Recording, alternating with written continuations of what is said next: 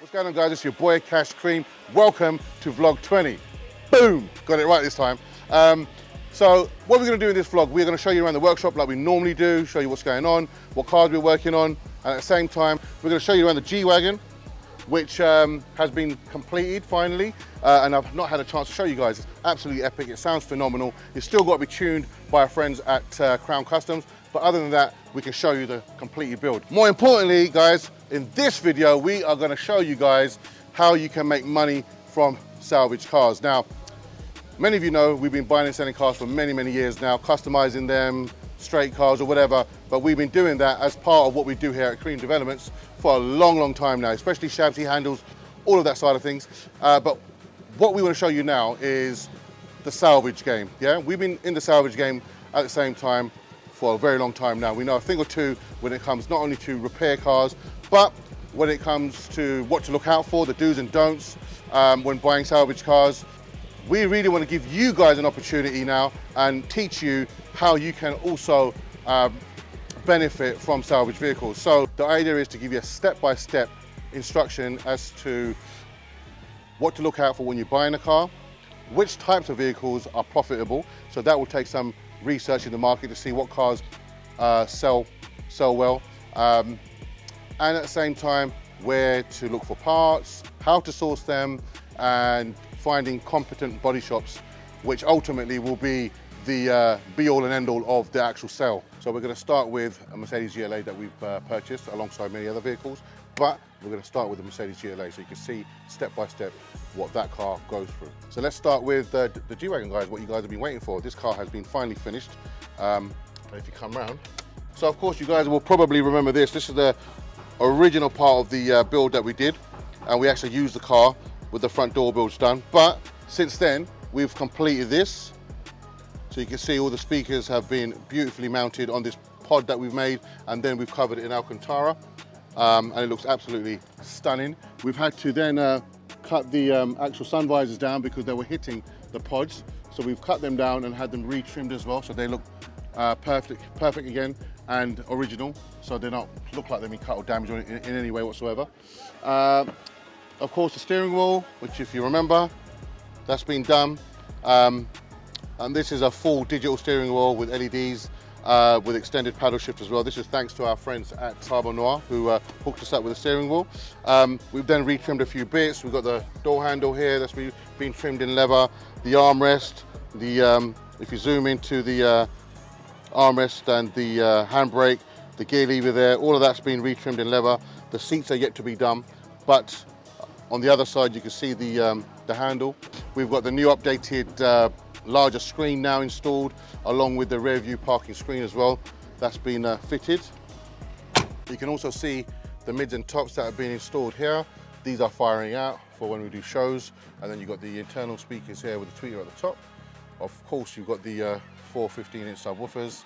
Everything here, all the speakers that you see are all controlled via switches, which basically turn the amps on that control all these speakers, yeah? And if you come around the back, I'll show you the back end completed.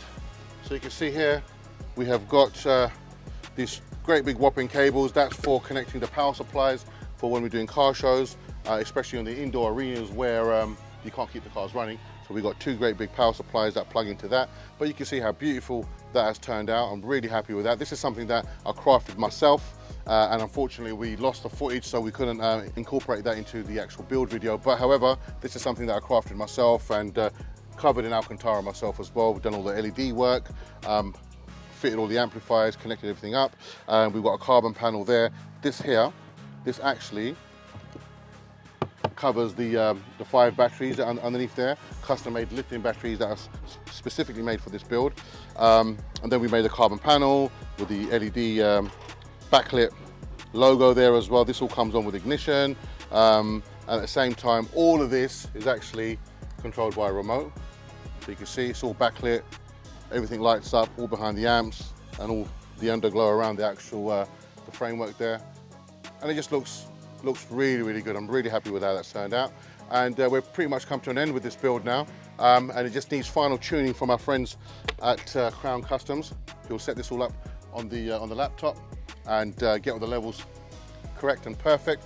Just to put into perspective, guys, this car now has 46 speakers. That's subs, mids and tops. And to give you an idea as to power, let's just say we've got around 9-10K RMS power driving the mids and tops, and we've got 20K RMS power running the 4 subwoofers. They're all 4 of them are 5,000 watts RMS each. These are the Black Death series, which is the flagship series of subwoofer that Vibe make. And as you can see, the whole install is Vibe. So big up my guys at Vibe for looking after us and supporting us on this build. And I couldn't be any more happier, to be honest. It sounds absolutely phenomenal, and I can't wait for Tom to tune it.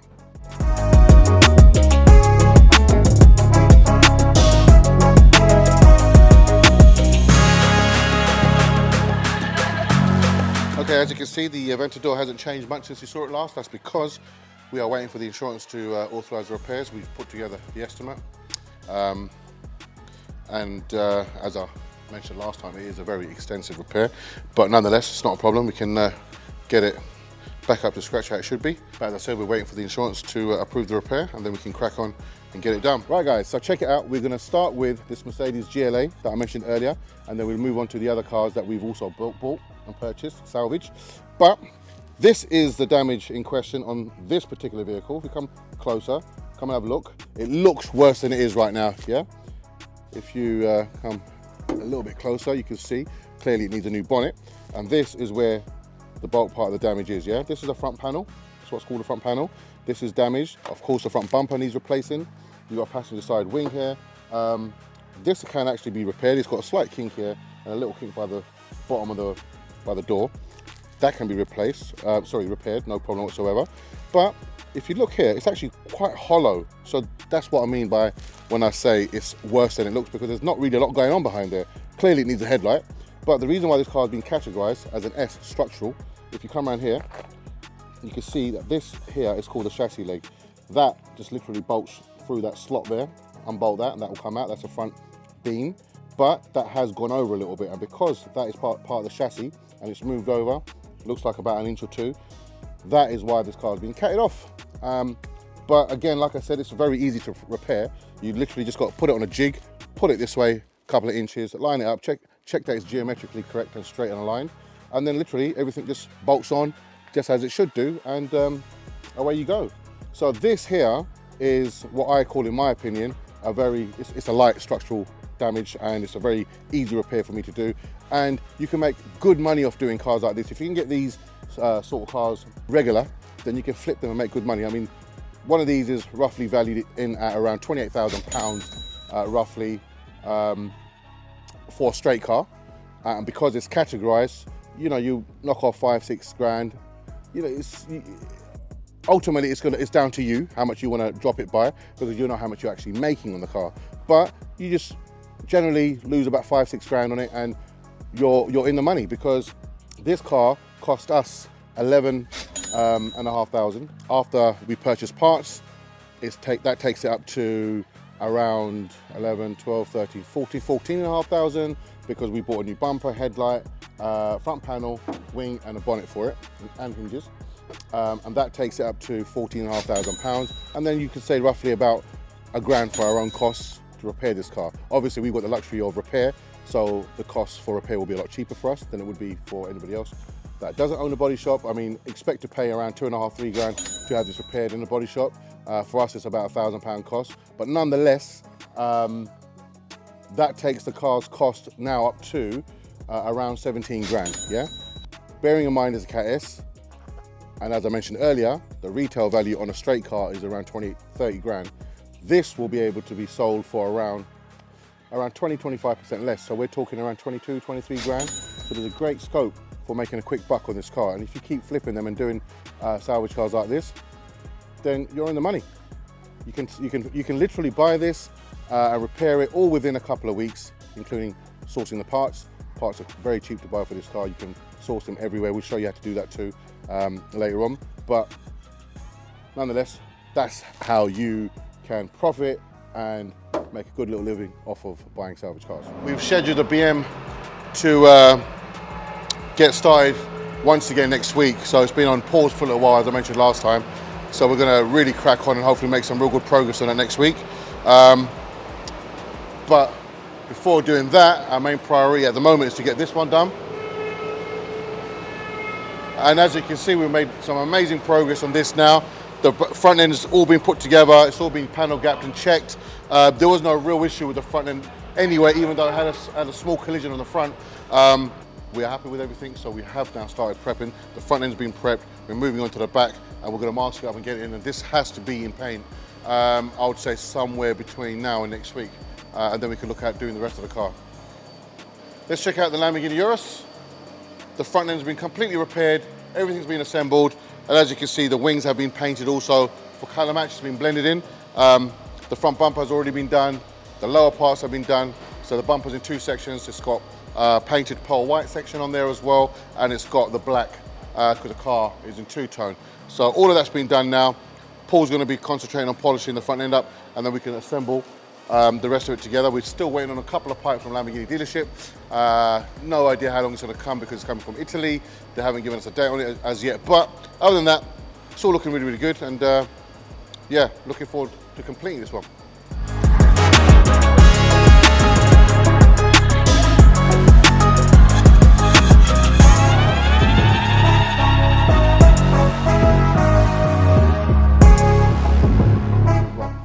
So there you have it, guys. Hope you guys enjoyed this vlog, especially about salvage cars and how you can profit from them, the tricks of the trade, and all the rest of it. Don't worry, there's loads more that we're going to be teaching you guys across the vlogs that we're going to be doing moving forward from here. So, you know, don't worry if you haven't got it in one yet. You know, we're going to keep doing this, and we're going to be showing you so much more. So, so much for you guys to learn. Peace and love, guys. We'll see you on the next one.